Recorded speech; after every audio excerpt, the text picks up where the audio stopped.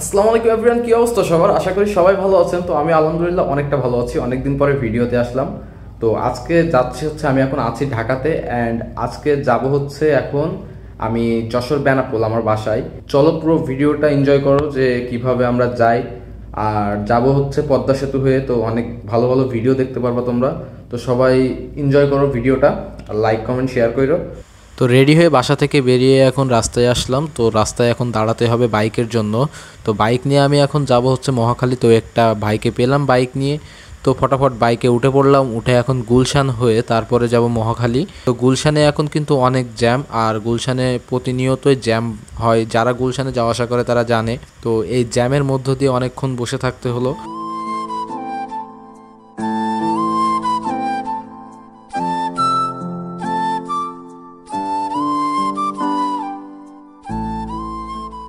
তো আমরা চলে আসছি এখন মহাখালী। তো মহাখালী থেকে আমি বাইক থেকে নামলাম। এখন ওয়েট করতে হবে কাকুর জন্য, কাকু আসবে, তারপরে বাইকে করে আমরা যাব হচ্ছে ডিরেক্ট ঢাকা থেকে যশোর।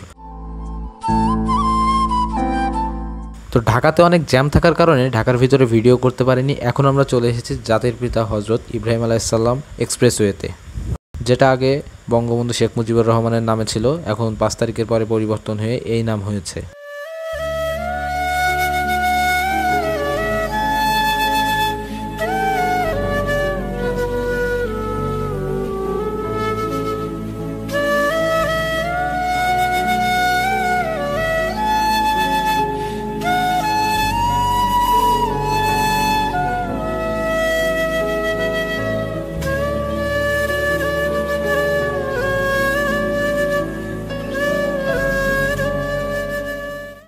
অনেকক্ষণ বাইক রাইড করার পরে গাড়িতে তেল শেষ হয়ে গিয়েছিল, সেজন্য হাইওয়ে থেকে নেমে এখন সাইডে একটা পাম্প আছে, তো এই পাম্পে এসে ট্যাঙ্কিটা ফুল করে নিল কাকু।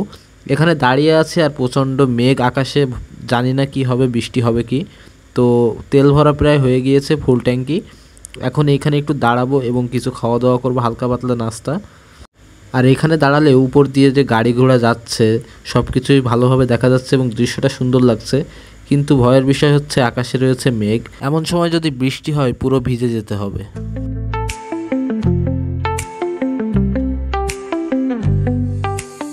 আর সামনে দেখা যাচ্ছে পদ্মা সেতু। তো অনেক পথ পেরিয়ে এখন পদ্মা সেতুতে যাব আমরা। সামনে টোল দিতে হবে, টোল দেওয়ার পরে পদ্মা সেতুতে আমাদেরকে উঠতে দিবে। তো টোল দিয়ে আমি বাইক নিয়ে ফার্স্ট টাইম পদ্মা সেতুর উপরে যাব। এর আগে গিয়েছি বাসে, কিন্তু বাইক নিয়ে যাওয়া হয়নি। তো আকাশে কিন্তু অনেক মেঘ, আর এখানে পদ্মা সেতু, সামনে টোল নিবে আমাদের কাছ থেকে। তো চলো পদ্মা সেতুর উপরে দেখি।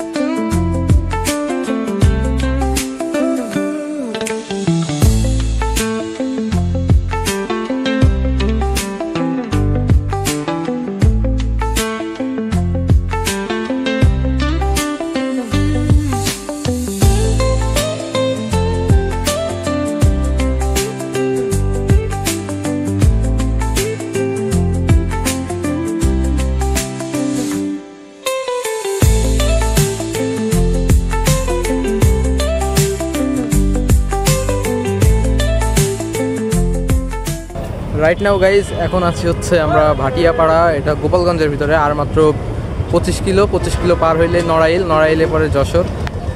তো আর বেশি দেরি নাই, পুরো অনেক পথ আসা হয়েছে, চোখ মুখে ধুলো অনেক। আর পিছনে হচ্ছে গোল চত্বর, ভাটিয়াপাড়া গোল চত্বর, এরপরে নড়াইল।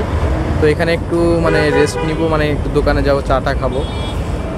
তো ভাটিয়াপাড়া এই গোল চত্বরে আসার পরে একটা দোকান পাইছি সাইডে, যেখানে হচ্ছে ডিমের চপ এবং হচ্ছে মুরগির মাংসের চপ বিক্রি হয়। এখানে মুরগির মাংসের চপটা হচ্ছে 20 টাকা এবং ডিমের যে চপটা সেটা হচ্ছে 10 টাকা। তো চপ আমরা 2টা করে খেলাম, তো ভালোই লাগলো চপ। আর এখানে আমাদের বাইকটা আছে, বাইকটা অনেক হিট হয়ে আছে, কারণ অনেক পথ পাড়ি দিয়েছে বাইকটা। 135 সিসির একটি বাইক, এত দূর পথ যে যাচ্ছে এটাই অনেক। তো আমরা এবার নড়াইলের উদ্দেশ্যে রওনা দিলাম। সন্ধ্যা হওয়ার কারণে বেশিক্ষণ দাঁড়াইনি, এখানে হালকা পাতলা নাস্তা করে এখন আবার রওনা দিলাম। এখান থেকে নড়াইল প্রায় 20 থেকে 25 কিলোমিটার, আর নড়াইল থেকে এবার যেতে হবে যশোরে।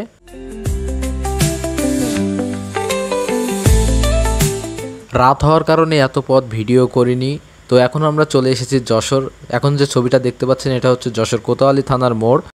সারাদিন কিছু না খাওয়ায় অনেক ক্ষুধা লেগেছে, সেজন্য যশোরের নাজমা হোটেলের সামনে আমরা দাঁড়ালাম, কিছু খাওয়া দাওয়া করব। নাজমা হোটেলটি হচ্ছে যশোর ইডেন মার্কেটের সাইডে। তো যারা যারা যশোর জেস টাওয়ার বা ইডেন মার্কেট চিনে, ওইখান থেকে ও সাইডেই হচ্ছে নাজমা হোটেল। তো নাজমা হোটেল হচ্ছে বিখ্যাত হচ্ছে তাদের কালাভুনার জন্য। তো এখানে আজকে রাত্রে কালাভুনা দিয়ে ভাত খাবো। তো চলো আগে নাজমা হোটেলে যাই। তো আমি ফার্স্ট টাইম যাচ্ছি আজকে নাজমা হোটেলে। তো এই গলিতে সোজা ঢুকে গেলেই নাজমা হোটেল। তো এখানে ফ্রেশ ট্রেশ হতে হবে, তারপরে তারা খাবার দিবে এবং তাদের কালাভুনা নাকি সব থেকে বেস্ট।